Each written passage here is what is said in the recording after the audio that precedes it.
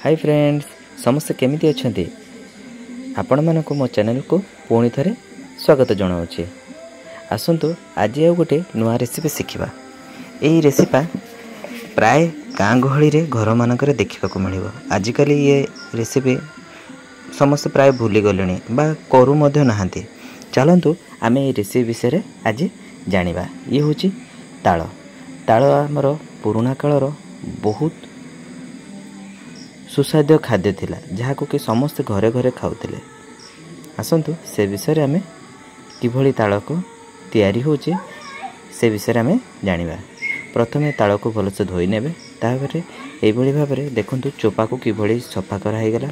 से चोपा छड़े साला परे ताको टिके पानी पकई ताको चकड़ी के भलसे छेची नेबे। छेची साला परे से देखिबे केडे सुंदर भाबरे जे जेली भलिया भावते से जेली भलिया को आम गोटे चालुणी रे नबा। से चालुणी नहीं कि धीरे धीरे घसीबा। घसी घसी यही भलिया देखंतु तायरु सबुजाक रस को काढ़ी नेबे। से रस को कढ़ा सरला परे ताको आमे गोटे सफा कनारे रखिबा।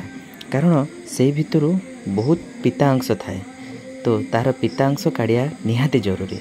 आपको जदि न काढ़ा ताले स्वाद लगे से आपको गोटे कपड़ा रे रखिबा।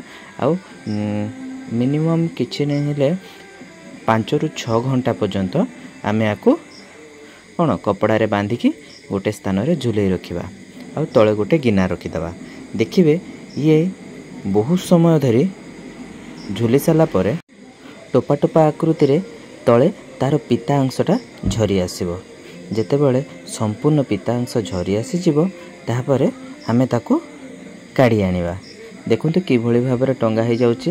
एभली भाबरे आपण माने गोटे उच्चा स्थान रे रखिबे। तळे गोटे गिना पारि देबे। ताइरे केते पिता पानी बाहरिबो देखंतु। देखिले ना केते पिता पानी बाहरी पड़ला। हां 4 ରୁ 6 घंटा परे ताको काढ़ी आनि साला परे ताको अलगा रखिबा। एबे आमे पिठा बनेबा प्रोसीजर को आगे नेबा। चलंतु से पिठा रे धीरे धीरे जिंस ऐड करबा। प्रथमे सेथिरे चीनी ऐड करबा। टिके अधिक चीनी देबे मिठा हेले भलो लागिवो। तापरे चाउल चूना नबा। मैदा सेथिरे पकेबा। तापरे सेथिरे सुजी मध्ये टिके पकेबा। आ स्वाद परिमाण रे अल्प लूण ऐड करबा। लूणटा तार स्वाद को बढ़ाए सेतबे ऐड लूण मध्ये ऐड करबा। ताको भलसे कौन मंथिके चकुड़ी नबा। ताइरे टिके क्षीर मध्य ऐड करिबा। क्षीर पकेले से टिके नरम हबो। किछि समय भलसे देखंतु चकड़ा हो सारा परे आपण माने लक्ष्य करिवे बेसी नरम जेपरि न होई जिवो।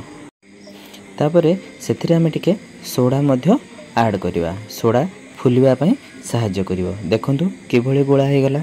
एई गोळा हे साला परे सेथिरे आमे टिके चाखी नेबा। प्रथमे आमे क्षीर ऐड करिया को भूली जाइतिलु तो सेते डेरी रे क्षीर ऐड करलु।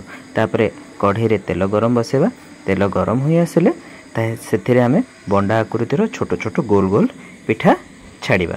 देखंतु केडे सुंदर भाबरे छड़ा हे जाउचे। एमते सुंदर किने छाड़ी नेबे। देखि कि गरम तेल अछि हाथ रे बाजी गेले कष्ट हबो। सेति पय सावधान रे करिवे। तापरे ताकू छणा हे गेला परे गोटी गोटी काडी करिवे। ताकू आमे संध्या बेले खाई परिबा, सकाळे खाई परिबा, समस्त मध्य साई पड़िसा मध्य दे परिबा। अल्प गोटे ताल रे बहुत गुडा हे जिवो। आपण माने सेते पय ध्यान रखि करिवे। एही रेसिपी को थोड़े ट्राई करंतु। टिके कष्ट बहुत समय लागे कारण ये समय सापेक्ष जिंस आमे जानि छे। किछि पाइबा को हेले किछि कष्ट करिया को पड़िबो। सेति पय आमे ए कष्टर फल मिठा आको एबे एई भली भाबरे हे गला परे धीरे धीरे पाल्टी नेबे।